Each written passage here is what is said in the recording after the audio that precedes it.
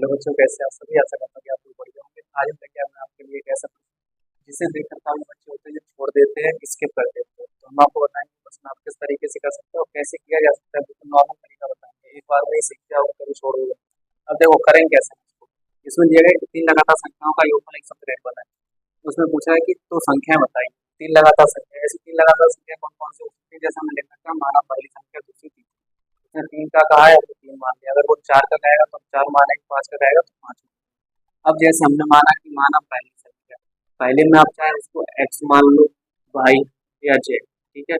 आपके मन में जो भी हो वो मान सकते हैं, ए मान लो, बी मान लो, सी मान लो, कुछ भी नंबर मान सकते हो आप पहली संख्या।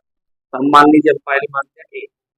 अब दूसरी संख्या, तो भाई दूसरी संख्या क्या होगी? उसने कहा कि तीन लगातार संख्याओं का योगफल। तीन लगातार संख्या है, लगातार संख्या कैसी होगी? जैसे आपकी ए पहला हो गया तो ए प्लस वन, ए प्लस ए।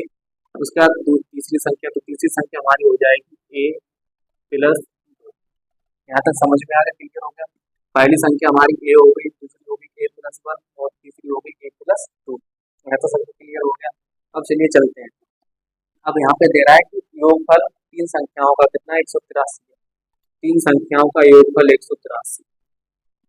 अब वो तीन संख्याएं कौन कौन सी हैं हम वो लिखेंगे। तो पहले हमारा है ए। योगफल की बात की है तो योगफल में आपको पता है प्लस होता है, प्लस ए प्लस वन, ए प्लस वन प्लस ए प्लस टू, ए प्लस टू। यहाँ तक क्लियर हो गया सबको? अब हम क्या करेंगे, आपने बीजीय व्यंजक पढ़ा होगा, गणित बीजीय गणित, जिसमें हमें बताया जाता है कि हमारे जो लेटर होते हैं उनको हम अलग करते हैं और नंबर होते हैं उनको अलग करते हैं, ठीक है। तो बीजीय व्यंजक देखो, ए बी सी डी आपको अलग करना है और गिनती आपको अलग करना है। अब ए वाले कितना है? एक दो तीन। ए कितनी? तीन है आपकी, तो यहाँ पे हम लिख सकते हैं थ्री है, थ्री है।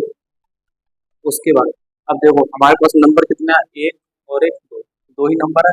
तो इन दोनों को ऐड करेंगे, प्लस में आएगा आपका तीन, बराबर आपका ये हो जाएगा 183। तीन संख्याओं का योगफल 183, ठीक है। अब ये देखो हमारा ए बी सी डी वाला एक साइड और गिनती वाला एक साइड ही करना है आपको। तो थ्री ए आपका इसी साइड रहेगा। चाहे आप थ्री ए को इधर भेज दो तो इसको इधर ले आओ, और चाहे आप इसको इधर इधर भी कर सकते हो, कैसे भी। तो हमने थ्री ए यहीं पे रोक रखा है और हम इसको भेजेंगे प्लस थ्री को इधर।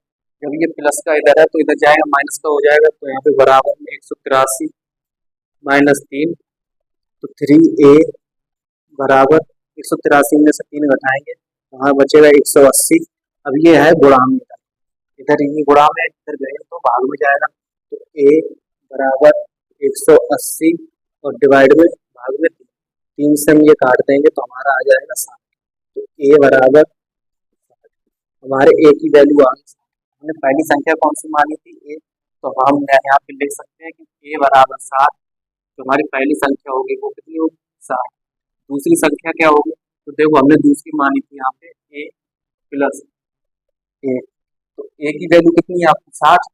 तो हम यहाँ पे रखेंगे 60 और प्लस ए करेंगे तो हमारा ये हो जाएगा 61। तो हम दूसरी संख्या हमारी निकल जाएगी 61। तीसरी संख्या में क्या होगा? तीसरी संख्या आपको पता है कि ए प्लस दो, ए मानी थी हमने तीसरी संख्या। जब ए की वैल्यू 60 है तो 60 प्लस दो बराबर हो जाएगा 62। तो तीसरी संख्या हमारी 62। तीनों संख्याएं हमारी निकल आई पहले। इस तरीके की वीडियो देखने के लिए हमारे चैनल को सब्सक्राइब करें और लाइक करें। अगर आपको वीडियो पसंद आता है तो अपने दोस्तों को